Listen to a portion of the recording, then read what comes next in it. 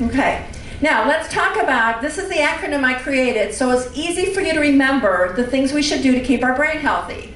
And I'm going to show you, talk about each of these in turn, but they spell sense, S-E-N-S-E. Okay, anybody Italian in here knows what this means? I'm Italian, so a tavola non si invecchia. This is a phrase that they have that means at the table, one does not grow old. Okay, so the idea that social engagement is really good for longevity and for brain health. And there's been a lot of research that supports that people who stay socially engaged are going to have a decreased risk of dementia and Alzheimer's disease for the most part, if you look at large groups of people. The first E stands for exercise or physical activity. And I hear some of you are already in a dance class today, and I know I saw this, I was in the Zumba a little bit this morning, went to the gym, people are working out, this is great. Why do you think exercise is so important for brain health? Yes, blood flow, right? When you exercise and you move, you get more blood flowing through the brain, and there are two things that the blood takes to your brain that it needs. Do you know what those are? Oxygen and glucose. Yes, it needs fuel to operate. All right, so when you exercise, you also can combat the effect of cortisol, which is what happens when you're under stress. Your brain gets flooded with cortisol. Strengthening the connections between the brain cells is also a byproduct of exercise, as is the creation of BDNF, which is good for neurogenesis, which means, what do you think that means? The birth of new brain cells or new neurons, exactly. So those are many reasons why exercise is good for us, and the research does show us that people who exercise more at any age, when they do studies of comparisons, they find that it improves attention, reasoning, and memory. All these things are improved as a result of people exercising regularly. And now, so how do we do that? Well, if possible, the main thing is not to be sedentary. If you can stretch or do strengthening exercises a few times a week, that's good. The other thing is trying to get 10,000 steps in a day or more. How many of you use a fitness tracker of some kind? Some people do it on their phone. I have a Fitbit, whatever. It's a really good instant feedback, so you know if you're moving enough. So I find it very motivating, and then throughout the day I'm checking to see, am I moving enough? Am I or maybe am I sitting too much? Because sitting is not good for the brain. But you can dance, you can do the Wii. There's lots of things you can do. If you're not able to stand and do things, there's a whole lot of videos and DVDs called Sit and Be Fit. So there's lots of ways to try to get movement. They say you should do whatever you enjoy. For some people it's swimming, for some it's jogging, for some it's dancing. Gardening even helps, things like that. All right, the N in brain sense stands for nutrition. And I like George Burns's quote. He lived pretty old. He says, I drive too fast to worry about cholesterol. But these numbers are important. If you do the math and divide the weight of the brain, which is how much?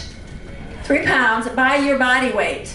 For most of us, it ends up being a number somewhere around, give or take, 2%, which is not very much of our body mass, right? That brain is a little thing in our head. However, the brain uses 20 or more % of the body's energy. So it needs fuel if it's going to function. All right, so that's why the nutrition is so important, because our brain needs fuel to function.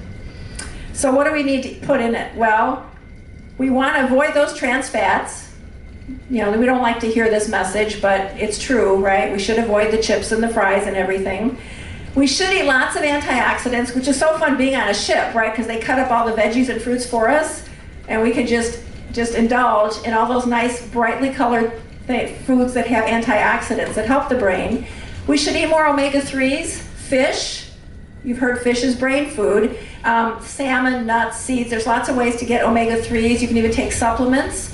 And that myelin sheath I showed you on the axon? That fatty insulating substance. Some people believe that if we take in some more omega-3s, we can help it slow the deterioration of the myelin sheath. Whole grains and spices are helpful, and neurotransmitters in the brain are actually impacted by what we eat. The other thing is to think about hydration. All right, alcohol and caffeine can have a dehydrating effect.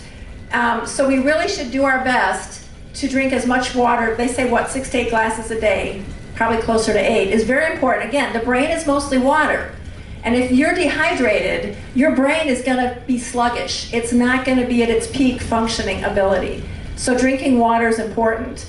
And then the Alzheimer's Association like to say, manage your numbers. If all of these are in the proper range, that also can help your brain stay healthy. So trying to keep these, through diet, exercise, sometimes medication, it's good to keep track of those. Now my second S in Brain Sense stands for 2 things: spirituality and sleep. Regular prayer and meditation do tend to enhance the immune system, and when we're positive, you've heard of positive psychology and so forth, we find that there's less depression and an increase in lifespan. So all reasons to stay positive. And then during sleep, it's during our REM sleep. Does anyone know what REM sleep stands for?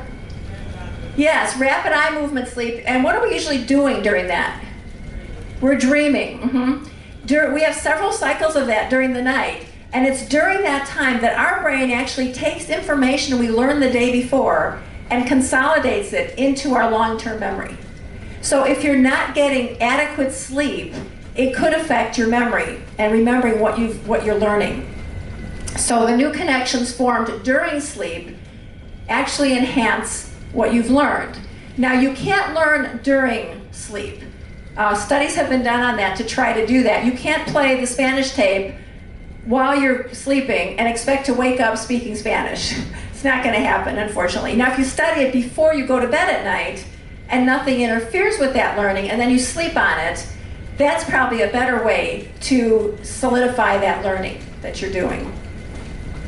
And just some tips, being aware of how long caffeine affects you particularly in your brain, because it can vary. Just my husband and myself have different tolerances. He can have Coke at dinner and fall asleep like a baby at 10:30. If I have a cup of coffee at dinner or after dinner, I'm awake till 2 in the morning. I found it because caffeine can stay in your body for 10 to 12 hours for some of us. So really be aware of, and there's things like brownies and chocolate that also have caffeine, which can affect that. They say don't go to bed hungry, but don't eat a huge meal right before you go to sleep, because then your digestive system is going to keep you up. Keeping a consistent routine for rising and retiring helps, and trying to relax before bedtime if you can. They do suggest making the bedroom quiet, dark, and somewhat cool. And they talk about how we have all these things with LED lights, right? You may have an alarm clock or whatever. And apparently your brain is aware of those. Like I throw socks over my clock display at night because even with my eyes closed, I know my brain is aware that that light is coming out at me. And the other thing that's very bad for the brain is sleep apnea. So if you suspect that you have that or a loved one does, seeing a doctor is a good idea because that can cause a lot of health problems, especially with memory in the brain. All right, so we're finishing up here with education. Good. Education is so important for brain health, and my last E, or in Brain Sense, stands for education, but mainly what I want you to think about is cognitive stimulation. There's a lot of research that says if we continue to, like you're doing now by coming to this lecture, stimulating your brain with new ideas and complex ideas, that's what happens to make your brain continue to grow and develop. Our brain likes pattern. Our brain likes what's familiar, but then it gets lazy and it doesn't, improve itself. So there's different ways to do this. You've probably heard of all these brain fitness programs that are out there. There's a multi-billion-dollar industry right now trying to sell us products for our brain improvement. So when you're going to choose one, if you're going to spend money or time doing one of these things, make sure that there's science behind it and that it offers novel levels of difficulty, novel challenges. Actually, one of the things that's really good for the brain is video games. Because once you master a level, what happens? They make it more difficult at the next level, and it keeps challenging you beyond what you've mastered, and that's really good for your brain. And then you need to ask, will the improvement that I gain from participating in these certain brain games transfer into my daily life and my needs for like memory and so forth. So I could learn in a game to memorize a list of 20 words. Say, wow, I could do that. Isn't that impressive? But is that going to help me remember my next doctor's appointment or where I put my car keys? All right, so you want to think about when you're developing your brain, what are you trying to improve? And by the way, tomorrow's talk is all about memory. So I hope you're going to come back tomorrow for that one. I'm going to teach you how memory works. We're going to experience some things about our memory, and you're going to learn some easy tips for improving your memory.